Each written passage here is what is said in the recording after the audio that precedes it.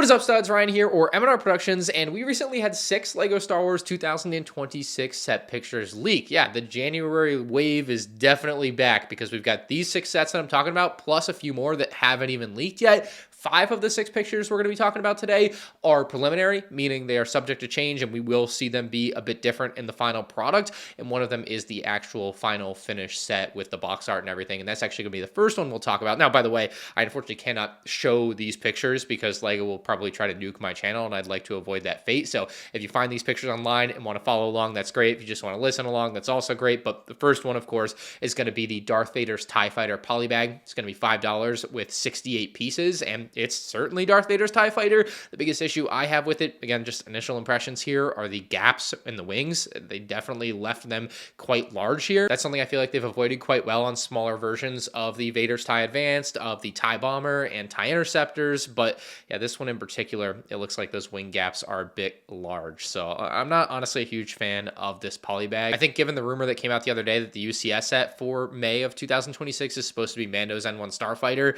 a Mando's N1 Starfighter mini build would have made a lot more sense, but there is still a rumored polybag for March, so that could be that, and that's why this one is just the weird Vader's TIE Fighter that is just going alongside the Vader's TIE Fighter Smart Brick set, I guess.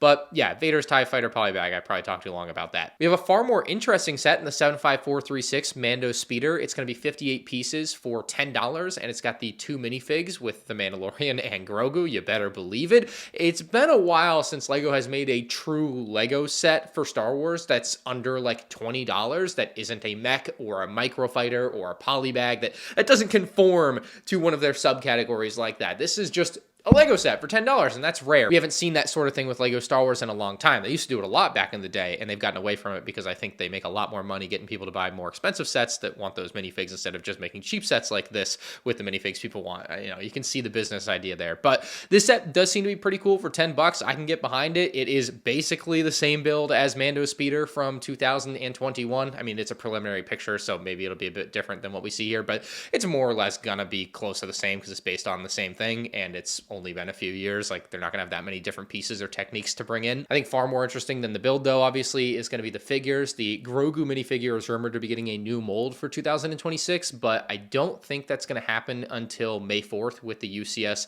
N1 Starfighter and the Mandalorian movie sets. In this render, it definitely looks like it's the original version of Grogu still to me. There are definitely no significant changes, if there are any, and so I would hope that that's not the new version of Grogu if it's so small that I can't even pick it out. So I assume we'll see the new Grogu later in the year. Although I would say it'd be kind of sad for them not to do it here. They're pulling out a $10 set, and they're not going to put the new Grogu in the cheapest possible set they could to give it to everyone. Doesn't that feel wrong, right? Regardless of what happens there, though, you'll certainly be getting a Grogu minifigure. And on the other side of things, you've got the Mandalorian minifigure, which at least in this preliminary render is the version of the Mandalorian from the UCS Razor Crest, which has been exclusive to the UCS Razor Crest, of course, for the past 3 or 4 years, and it is possibly coming out in a much cheaper set. And I do think we are going to end up seeing that exact same Mandalorian minifigure in this one. It's actually about $35 on Bricklink right now, so don't buy it because it's going to be in a $10 set in about 2 months. So if you've been waiting to buy that one for whatever reason with the UCS Razor Crest retiring and you're getting a little worried about not owning that particular version of Mando with the movie coming out,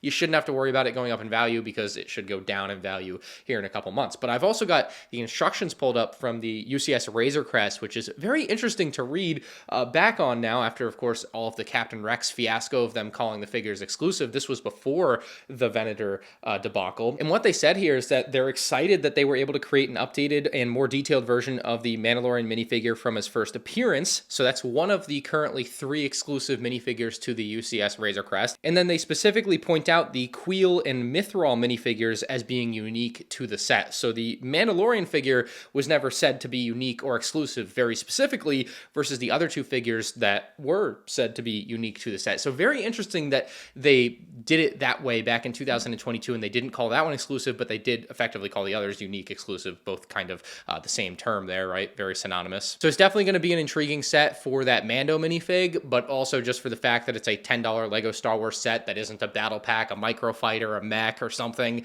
You know, first time in a long time we've had something like that. Now, in a weird twist of fate, it almost feels like that $10 Mando Speeder set shouldn't exist as a $10 set because it feels like it should have been then combined with the 75437 Cobb Vanth Speeder, a 207-piece set for $35. And you look at that 207-piece count for $35 with two figures, and you got to think, like, adding the 58 pieces of Mando and Grogu's speeder bike in the two figures there to this for $35 altogether would have been a great set.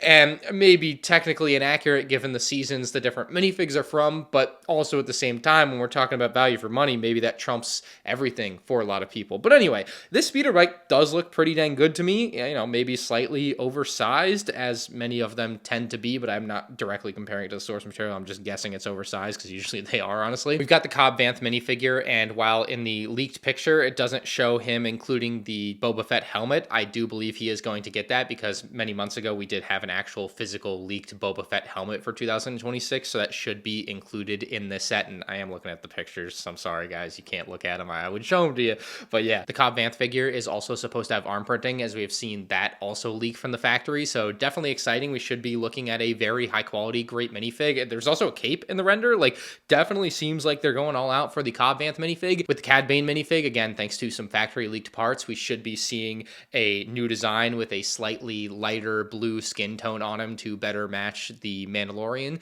versus the version that we saw in 2022 from the Bad Batch had a bit of a darker blue skin. On top of this, a retailer also leaked the description for the set, which confirms what I was talking about earlier, including the Boba Fett helmet, as well as a Bantha milk carton that can go within a hidden compartment. So hopefully it's a actual printed Bantha milk carton. That would be kind of nice, right? You would hope they're not just including a blank one, but you never know. A printed one is definitely what I would expect here, especially for the price. $35 for this set is insane. If it was $35 for Cobb Vanth Speeder and the Mando Speeder together, I could see it. That would seem like a fair, normal price, but $35 for this one is crazy, crazy. Especially when you think about, like, Speed Champions. Like, the new DeLorean Speed Champion set is $28 with, like, 350 pieces, and this is $35 with 207 pieces. Both sets have two figures. I don't know. I'm not seeing it. It's not like this set has a ton of huge pieces that makes it make sense for $35. So Lego's getting really crazy with their prices, and they already had been really crazy. This is even crazier. This, like, think about Yoda Starfighter for $35. It makes that set look like a saint. Next, we've got an absolutely wild set in the 75443 Grogu with hover pram. It's 107 pieces for $20, and it's for 4-year-olds. It's for little kids. It looks insane though. It definitely is not for me.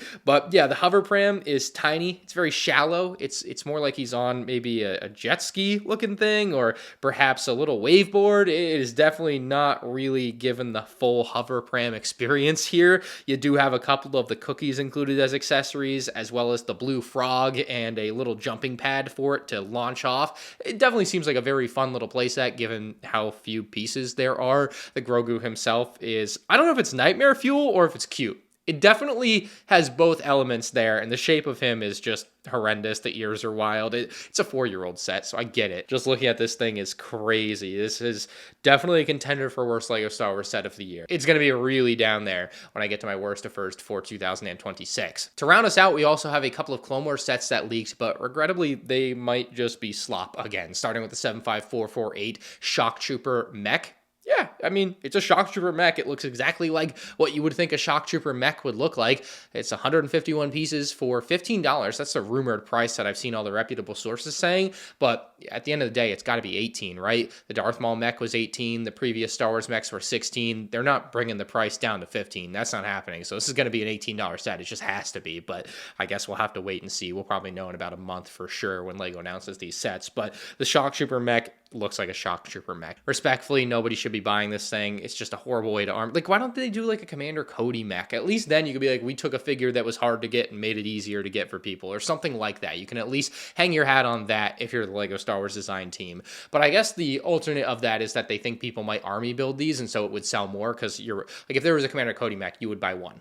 Potentially, you could find yourself buying 10 of these if you wanted 10 Shock Troopers, but at the same time, you can get 10 Shock Troopers a lot easier elsewhere, so there's no reason to buy this for $18 to get 10 Shock Troopers for $180. Like, the math just does not work in your favor at all whatsoever. The next one here is our battle pack, the 75449 Siege of Mandalore battle pack, and honestly, it's what that 332nd battle pack should have been in 2023. Like, that was just kind of a wasted battle pack to me now that they're doing another battle pack with 332nd troopers. But anyway, this one's going to be only $23 with 116 pieces apparently, just kind of normal battle pack pricing at this point, unfortunately. The two 332nd Troopers are still the same ugly design from 2023 with the helmet warts. They are still worse than what we saw in 2020 for their introduction. Pretty insane that 6 years later we're getting worse figures. I hate it. I can't believe this is the world we live in with LEGO Star Wars. It absolutely sucks, but Slop Troopers are continuing on for 2026. And then we do have the Mandalorian side of things, which I was super hopeful for. I thought that could make this battle pack for me. Maybe it would make me want to buy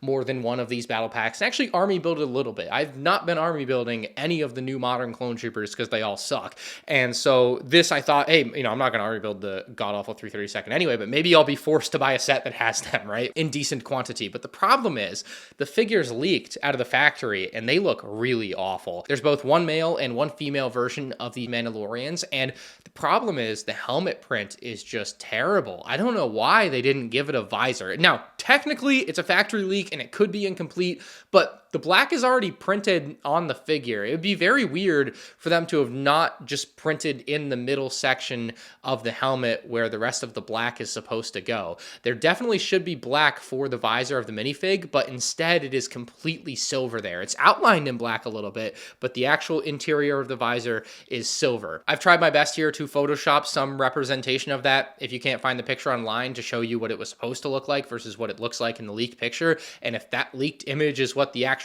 figure's helmet is going to look like, Mandalorians are maybe going the way of clone troopers, and that's scary. I thought they couldn't screw these figures up. It's possible that they aren't. Again, these are factory leaks, but with the track record of clone troopers at this point, I don't give them the benefit of the doubt here. I would not be shocked if they just have silver visors for absolutely no reason. It might just be that way, and I cannot explain why they would do that. The rest of the figure design for the torso and the legs looks like it's very well designed. It looks like a modern version of a Mandalorian Death Watch figure, and we did see like these Maul Mandos back in 2013, so it's nice to see an update to some of the figure, but the helmet just seems to be a massive downgrade and ultimately is going to ruin the figure for me. So this may go down as one of the worst battle packs for its figs of all time, and it never should have been this way. It is so easily avoidable, and we'll see. I guess I'm getting a little ahead of myself. There's still a chance they fix the clones. There's still a chance these Mandos are right, but I don't give the benefit of the doubt anymore. They've lost that right. So I was just so worked up talking about those figures, I finished the rest of this video without talking about the builds. So let's talk about the builds. For the clone troopers, you've got kind of a defensive grate and little wall, which looks nice. Kind of reminds me of what we've seen maybe in the Mandalorian battle pack, just a little bit different there. It also looks like we're gonna have a crate. I assume we'll get a printed thermal detonator in there. They do that a lot. And then for the Mandalorian build, you've got a nice little speeder. It is very small. It does only fit one minifigure. It's basically a microfighter of the Mandalorian speeder. At least in the preliminary pictures, it has red color accents that are going to match your Death Watch Mandalorians. And yeah, it's a mini version of the Mandalorian speeder that we saw back in 2013, basically otherwise though. So pretty cool builds for the battle pack, I'd say. Fair enough. So we do still have 3 more sets slated to release in January with the midi-scale AT-AT, midi-scale Venator, and buildable BB-8. But unfortunately at this time, those pictures have not leaked. Although technically the BB-8 may have leaked in Rebuild the Galaxy. So maybe we have seen some of that, but we still haven't seen the Venator or AT-AT yet, which are probably the 2 most exciting sets to me for the January wave. So let me know your thoughts on the current leaked sets and how bad some of them are in the comment section down below. If you enjoyed, hit the like button, and if you're new to the channel, make sure you subscribe so you don't miss my future LEGO Star Wars content, including reviews on all of these sets. See you later.